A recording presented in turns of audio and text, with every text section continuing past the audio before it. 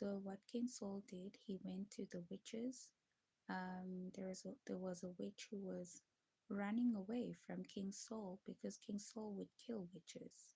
So now he goes around and he's looking for witches, and he goes to a very it was a very kind of quiet village far away from King Saul himself and the townspeople. And in that very quiet village, he found a very old witch. I don't think she's an old witch, but she was a witch hiding there by practicing her craft away from her getting killed by King Saul. So he finds her and he hires her. She was very shocked. She thought the time he entered into her home that he was there to kill her. But he was actually there for service. Um, he asked her to show him the prophet Elisha,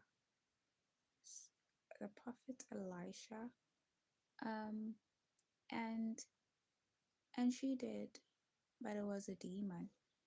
And he wanted the prophet Elisha to appear because he wanted to ask the prophet Elisha whether or not he should go to war. So he asked the demon, and the demon lied to him and told him, "Yeah, go to war, you're gonna win. You've won so many wars before. Go to war, you're gonna win." And so King Saul, comforted by the demon telling him a lie that he wanted to hear, goes to war with the Philistines. The Philistines were actually at war with another nation the time that he goes to war with the Philistines.